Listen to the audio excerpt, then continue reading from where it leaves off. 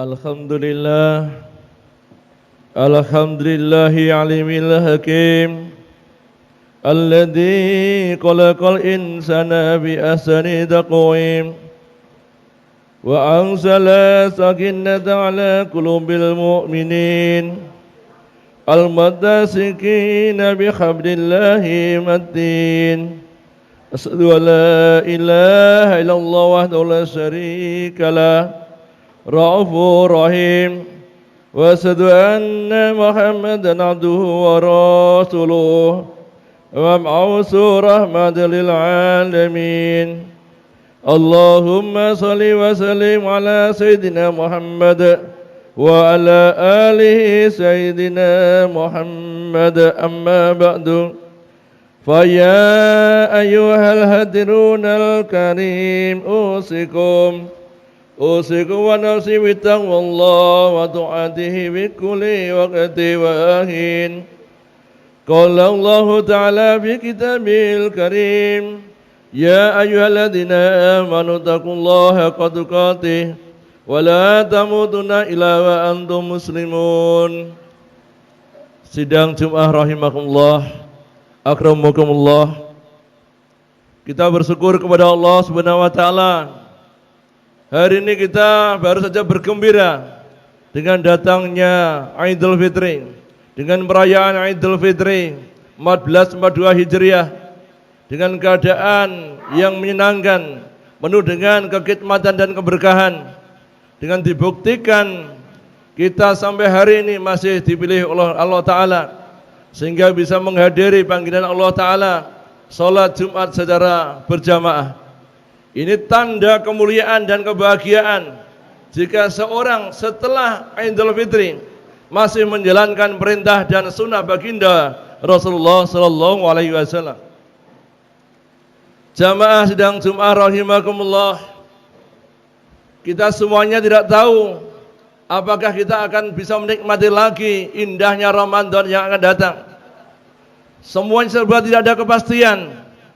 Maka para salafus saleh, para wali-wali Allah, selesainya bulan Ramadan masuk bulan Syawal, berdoa selama 6 bulan, senantiasa mohon agar diberikan, agar dikabulkan semua doa-doa Ramadan. Bahkan balikna fi Ramadan, dipertemukan dengan Ramadan yang akan datang. 6 bulan terus menangis kepada Allah Ta'ala agar Ramadan dengan amalan-amalannya diterima oleh Allah Subhanahu wa ta'ala. Sidang Jumat rahimakumullah, sekali lagi tidak ada suatu keberuntungan, tidak ada suatu kemuliaan selain taat kita kepada Allah Subhanahu wa ta'ala, takwa kita kepada Allah Ta'ala, sehingga target utama puasa Ramadan adalah la'alakum tattaqun. Dan sebaliknya tidak ada suatu kehancuran dan kehinaan, suatu kebinasaan dan kecelakaan, musibah yang paling besar, bahkan melebihi dari hari kiamat, yaitu selain kita bermaksiat, kita melanggar perintahnya Allah Subhanahu wa ta'ala. Itulah sehina-hinanya manusia di muka bumi ketika bermaksiat kepada Allah Subhanahu wa ta'ala. Maka sidang Jumat rahimakumullah, Allah Subhanahu wa ta'ala bulan penuh mentarbiyah kita, mendidik kita, menggembleng kita dengan harapan 11 bulan yang akan datang kita siap tempur, siap berperang melawan hawa nafsu kita, melawan godaan di dunia yang luar biasa, fitnah, ujian, silih berganti siang dan malam. Tidak tanggung-tanggung musuh besar kita adalah setan laknatullah alaih, yang menyerang kita dari segala arah. Mereka punya posisi yang strategis, sementara kita dalam kondisi lemah, karena dalam tubuh kita ada yang namanya hawa nafsu.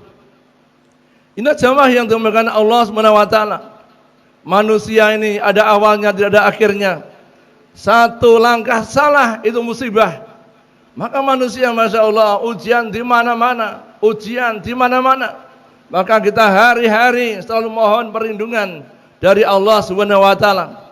Bagaimana setiap nafas kita semuanya zikirullah, setiap udara yang kita keluarkan dari tubuh kita berzikir kepada Allah Ta'ala. Baru itulah Allah akan menaungi kita, melindungi kita dari godaan iblis laknatullah alaih. Sidang Jumat rahimakumullah. Sekali lagi, puasa kita tidak menisbatkan, tidak mencontoh seperti puasanya ular, tapi kita lebih mencontoh puasanya ulat.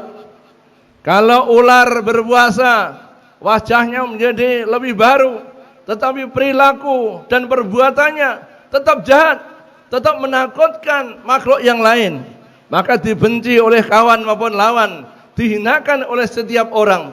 Itulah puasanya ular yang tidak ada perubahan perilaku sama sekali. Kita bukan bangsa ular jamaah. Kita ingin mencontoh bagaimana tarbiyah kepada ulat yang sebelumnya banyak dosa, bentuknya menjijikkan, tapi ketika berpuasa, Masya Allah, dengan puasa yang diterima Allah Ta'ala, tiap hari berzikirullah lewat kepompongnya, la ilaha illallah, la ilaha illallah, setiap saat, yang menggeleng-gelengkan ke kanan dan ke kiri, ke muka, ke belakang, akhirnya menjadi kupu-kupu yang indah, sehingga bisa terbang ke sana kemari, dan senantiasa bermanfaat untuk manusia, menyenangkan anak-anak maupun orang tua, bahkan bisa melakukan penyerbukan, ya, untuk tanam-tanaman, untuk buah-buahan, sangat bermanfaat. Itulah kupu-kupu, gambaran dari orang yang puasanya diterima oleh Allah Subhanahu wa Ta'ala. Inilah tarbiyah, pendidikan dan latihan diklat yang dilaksanakan oleh Allah Ta'ala, ya, dengan panitia besarnya para malaikat, dan kita sebagai peserta diklat, dengan harapan setelah diklat nanti kita betul-betul punya tameng, punya ketangguhan menghadapi musuh besar kita, menghadapi tantangan dan ujian yang berat, tantangan dalam ibadah, tantangan di dalam bersedekah, tantangan dalam mencintai sesama hamba Allah, tantangan dalam memakmurkan masjidnya Allah, tantangan dalam banyak hal, muamalah, ya, ubudiyah, imaniyah, ya, muasarah dan akhlak. 5 hal ini diuji oleh Allah Ta'ala, ya, sudah digembleng lewat puasa Ramadan. Maka jamaah yang mulia, seorang wali Allah, ya, yang bernama Imam Al-Ghazali menyampaikan dalam Tanbihul Ghafilin bahwa ada 4 amalan yang jika amalan ini tidak mengakibatkan peningkatan amal ibadah, maka amalan itu sebenarnya akan tertolak oleh Allah Subhanahu wa Ta'ala. Ini menjadi pelajaran untuk kita semuanya. Apakah amalan besar yang ini bisa tertolak gara-gara tidak ada peningkatan amal? Yang pertama, jamaah yang mulia, yaitu berjihad. Ketika kita berjuang di jalan Allah, selesai berjuang, tidak ada peningkatan amal, bahkan kita menjadi malas untuk beribadah kepada Allah Ta'ala, maka jihadnya tertolak, maka jihadnya tidak diterima oleh Allah Subhanahu wa Ta'ala. Orang-orang yang berjuang di jalan Allah, orang-orang yang senantiasa dekat dengan Allah, ini diharapkan selesainya berjihad, diharapkan senantiasa berbuat baik, beramar ma'ruf dan nahi mungkar. Kemudian yang kedua dikatakan oleh sang imam bahwa ketika kita pulang dari haji, tidak ada peningkatan amal, bahkan jauh dari masjid, bahkan tidak pernah mengucapkan salam kepada semua manusia, maka ini hajinya tidak mabrur lagi. Itu bukan haji mabrur namanya, tapi bisa juga menjadi haji yang mardud, haji yang tertolak oleh Allah Subhanahu wa Ta'ala. Kemudian yang keempat, yang ketiga jamaah yang mulia, ketika kita selesai Ramadan, ya, selesai puasa Ramadan, sementara selesai Ramadan akhirnya langsung pensiun, tidak ke masjid lagi, tidak mengaji Al-Quran lagi, tidak bersedekah lagi, berarti Ramadan tidak barokah, Ramadannya nyaris tertolak oleh Allah Subhanahu wa Ta'ala, karena diklat Ramadan telah mengalami suatu kegagalan, bahkan penurunan. Kemudian yang terakhir jamaah yang mulia, dikatakan oleh Imam Al-Ghazali dalam kitab Tanbihul Ghafilin, ketika kita menderita sakit, apakah itu sakit yang parah maupun sakit biasa, tidak menjadikan kita ingat kepada Allah Ta'ala, ibadah kepada Allah Ta'ala, taat kepada Allah Ta'ala, berarti sakit kita tadi tidak menggugurkan dosa-dosa kita. Padahal ketika kita sakit, kemudian kita istighfar, kita banyak berubah sehingga kita menjadi taat kepada Allah Ta'ala, maka sakit tadi bisa menghapuskan seluruh dosa-dosa kita semuanya. Ini jamaah yang mulia, pelajaran dari seorang wali Allah, dari majelis kita, dari orang tua kita, sehingga kita semuanya menjadikan Ramadan itu menjadi hari yang mulia. Maka dikatakan oleh Rasulullah SAW, ketika hidupnya seperti Ramadan, seperti puasa Ramadan, maka pasti dan pasti besok matinya akan seperti mati hari raya, disambut oleh bidadari surga, disambut oleh malaikatnya Allah Ta'ala, bahkan Masya Allah dimuliakan di kuburnya. Bahkan dikatakan hari raya yang di kubur lebih indah daripada hari rayanya di dunia. Sidang Jumat rahimakumullah, masih terngiang dalam telinga kita ketika kita semuanya bertakbir, ya, bertahlil, bertahmid semalam suntuk untuk mengagungkan kebesaran Allah Subhanahu wa taala. Kemudian pagi-pagi ingin menjalankan salat Idul Fitri di lapangan, maka Allah perintahkan kepada malaikatnya, hai para malaikatku, bertebarlah kamu di negeri-negeri, di kampung-kampung, di lorong-lorong, dan umumkan kepada semua makhlukku, kecuali yang tidak bisa mendengar hanya bangsa jin. Yang tidak mendengar hanya bangsa manusia, tapi jin dan binatang yang lain mendengarkan. Maka ya Allah, ada perintah apa ya Allah? Umumkan kepada seluruh umat Muhammad bahwa hari ini segera menuju kepadaku untuk sholat Idul Fitri. Maka hari ini akan aku negerahkan kepada umat Muhammad, yaitu pengampunan dosa, dan aku nyatakan ridho kepada semuanya umat Muhammad sallallahu alaihi wasallam. Hai malaikatku, balasan apa yang pantas untuk orang yang bekerja selama 1 bulan penuh? Maka para malaikat menjawab, ya Allah, berikanlah upahnya ya Allah yang paling sempurna. Maka hai malaikatku, hari juga saksikan bahwa aku hari ini Allah Ta'ala telah ridho kepadanya, dan aku akan kabulkan semua doanya, dan aku ampuni semua dosanya. Hai para malaikat, saksikan juga bahwa pada hari ini Idul Fitri ini, maka mintalah dia semuanya kepadaku, akan aku kabulkan. Mintalah mereka kepadaku, mintalah sampai diulang 3 kali. Tanda sayangnya Allah kepada orang yang baru saja beridul fitri, yang sudah berjuang selama 1 bulan penuh.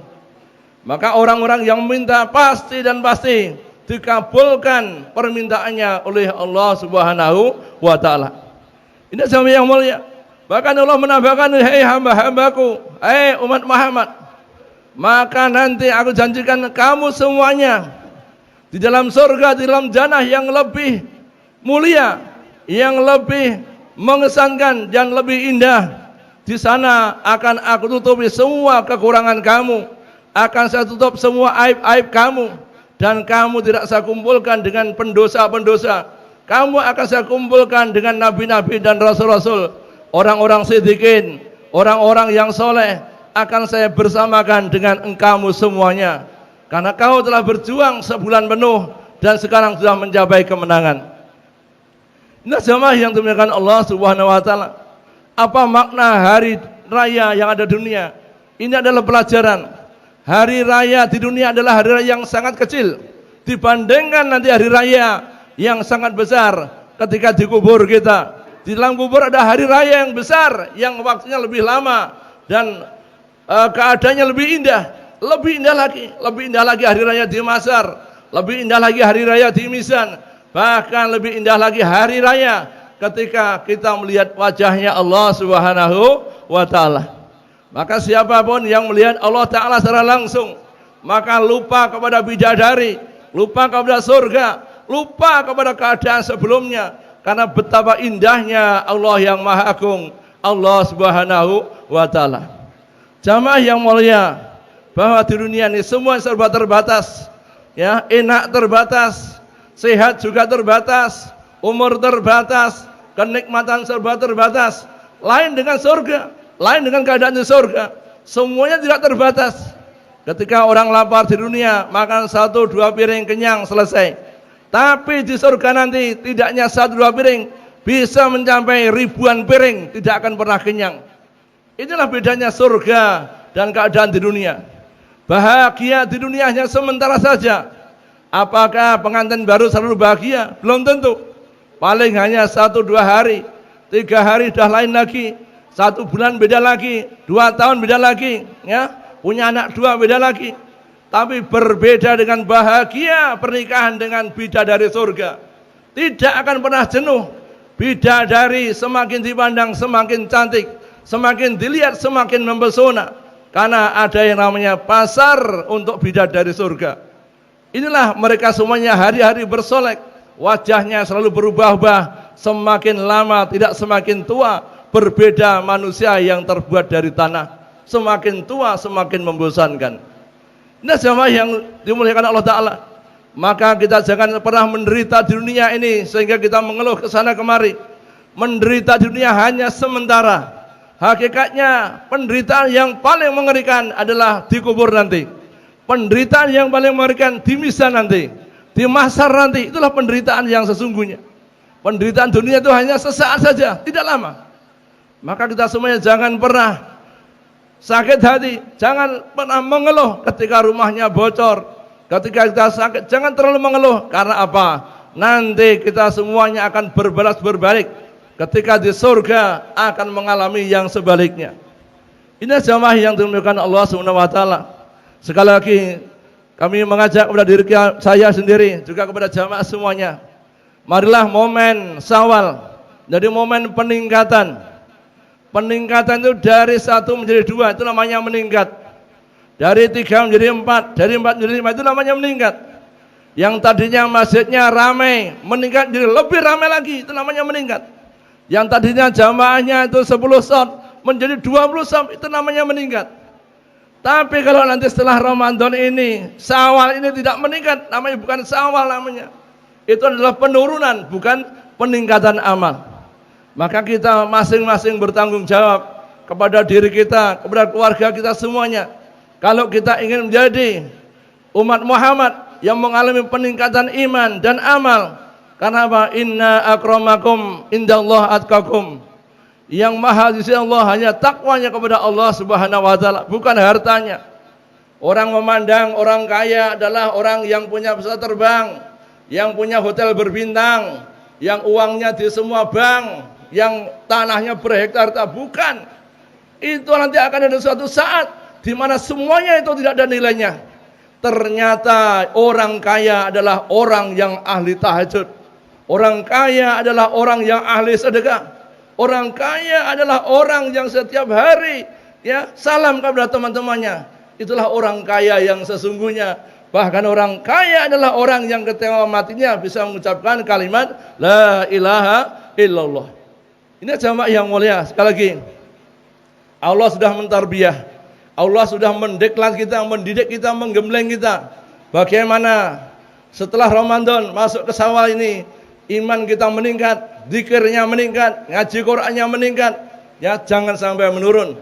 Mudah-mudahan semua jamaahnya, jamaah semua diberikan hidayah, diberikan kekuatan, panjang umurnya, bisa berjumpa Ramadan yang akan datang, yang diberikan sehat badannya, jauh dari musibah maupun wabah, jauh dari semua fitnah maupun bencana, sehingga kita semuanya hidup dalam keadaan yang betul-betul menyenangkan, baldatun thayyibatun warabur kafur, di bawah ridho Allah Subhanahu wa taala. Amin amin ya rabbal alamin.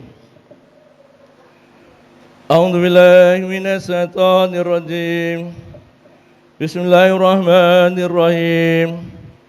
Wal 'asri innal insana lafi khusr illa alladziina aamanu wa 'amilus shalihati wa tawassaw bil haqqi wa tawassaw bis sabr wa qul firfir wa anta khairur rahimin.